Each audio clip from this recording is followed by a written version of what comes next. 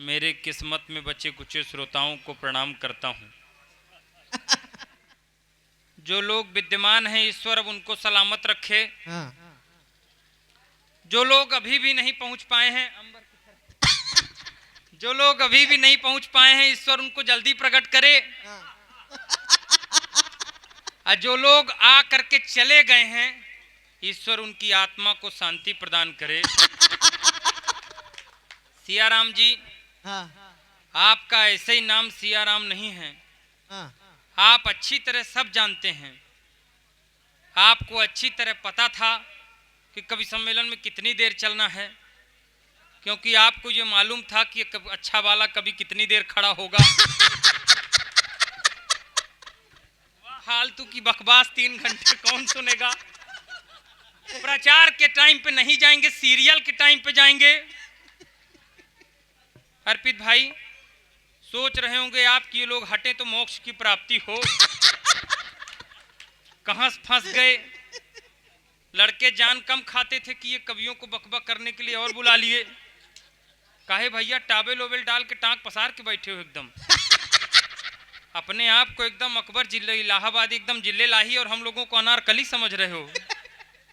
आनंद के साथ रहिए। फोटो भैया कैमरा में आ रही बराबर खींचना कोशिश करना। आप आएगी ठीक। वैसे हम कैमरामैन से बहुत डरते हैं सियाराम जी। हमारा कलर जो है, जब क्रांति पड़ रही थी तो ऐसा लग रहा था माँ भगवती की वंदना कर रही थी। वो शुरू में ये कार्यक्रम वहीं से शुरू हुआ था। और जिस वक्त वो माँ की वंदना कर रही थी यकीन मानिए ऐसा लग रहा था कि पराम्बा भगवती माँ वैष्णो साक्षात मंच पर विराजमान हुई थी। अंत में हमको खड़ा किया गया है। अब ऐसा लगा जैसे शुरू माता वैष्णो के अवतरण से हुआ था और अंत में अब इतनी देर भैरव बाबा मंच पे प्रकट हुए हैं।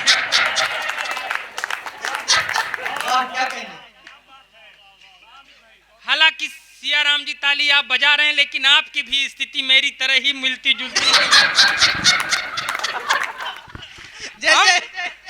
हम दोनों भाई ऐसा लगता है कि माघ के कुंभ मेले में पिछले जन्म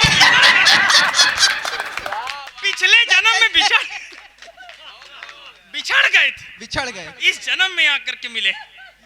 लेकिन बिल्कुल उपेक्षित मत महसूस करिएगा अपने आप को सियाराम भाई। हमारे और आपके कलर के जैसे लोगों की सौंदर्य की चर्चा देवलोक तक में होती। हल्के मत लीजिए आप। मजाक की बात नहीं है सर। मैं जिस जगह से आया हूं मैं और ये क्रांति वो रीवा सफेद शेरों के लिए कहा जाता है। जो लोग रीवा गए होंगे अखिलेश दादा का तो वो गढ़ बन चुका है। रीवा सफेद शेरों के लिए व्हाइट टाइगर की धरती कहा जाता है। ये अलग बात है कि कुछ लोग मुझको देख करके सोच रहे होंगे कि व्हाइट टाइगर की धरती में तुम जैसा ब्लैक चिंपैंजी कहां से पैदा हो। दरअसल सियाराम भाई कभी बात बता रहा हूँ। कभी सम्मेलन यात्रा अगर उपेक्षा आए कभी इस कलर की तो आप याद रखिए, इनको बताइए कि हम और आप किस काम में आ सकते हैं। कभी सम्मेलन यात्रा के लिए मैं रास्ते से जा रहा था।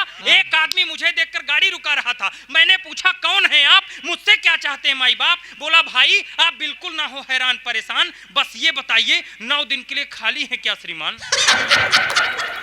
मैंने कहा क्या प्रयोजन है तेरा, सच सच बता 9 दिन तक तू करेगा क्या मेरा। बोला भाई हम लोग नवरात्रि उत्सव करने वाले हैं, अपने गांव में माता जी की झांकी रखने वाले हैं। हम लोगों ने टेंट पांडाल की पूरी व्यवस्था बना ली है, माता जी की मूर्ति भी मंगा ली है, लेकिन पूरी कोशिश के बाद भी पांडाल नहीं खिल पा रहा है। नजर हमारे और सियाराम भाई के चेहरे से मत हटाइएगा। पूरी कोशिश के बाद भी पांडाल नहीं खिल पा रहा है और दुर्गा जी के नीचे जो राक्षस लेटा रहता है वो हमको नहीं मिल पा रहा है।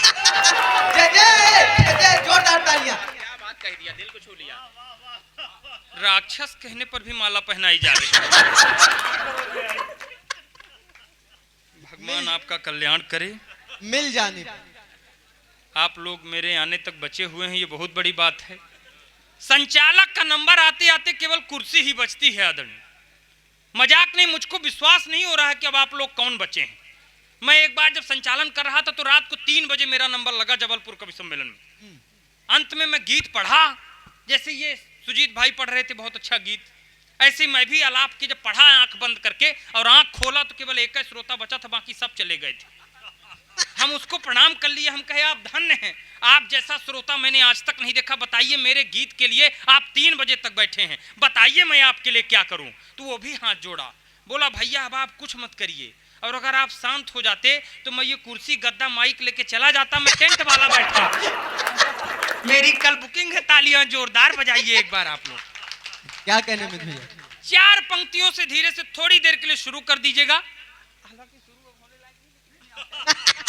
4 पंक्तियों से शुरू कर दीजिएगा, यही मान करके कि पंडाल भरा हुआ है। हाँ। ताली उतनी जिम्मेदारी है आप लोग की बचाने की नहीं। ये लोग चिढ़ाएंगे मुझको कि मेरे काव्य पाठ में ज्यादा बजी, जबकि मैं इनके काव्य पाठ में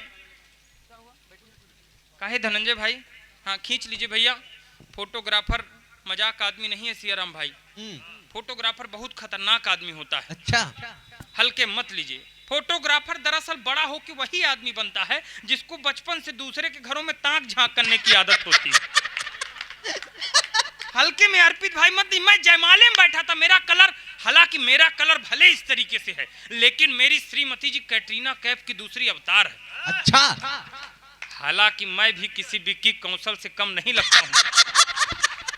क्या कहने? तो जयमाले में फोटोग्राफर आया, बोला भैया पैसा ज्यादा लगेगा। हम कहे पैसा क्यों ज्यादा लगेगा और इतनी देर तुम क्यों बता रहे हो? अब मेरा कलर देखिए, मेरी पत्नी का मत सोचिएगा आप लोग। बोला हम कहे इतनी देर क्यों बता रहे हो, पैसा ज्यादा क्यों लगेगा? बोले भैया कैमरे में टेक्निकल प्रॉब्लम आ रही है। हम कहे क्या टेक्निकल प्रॉब्लम है? बोले कैमरे की ब्राइटनेस बढ़ाता हूं तो दुल्हन की फोटो गायब हो जाती है, और कैमरे की ब्राइटनेस घटाता हूं तो दूल्हे की फोटो गायब हो। तालियां जोरदार बजाइए आप सब। क्या कहने में 4 भैया? पंक्तियां सुनाता हूं, निवेदन कर रहा हूं, यहीं से शुरू कर दीजिएगा।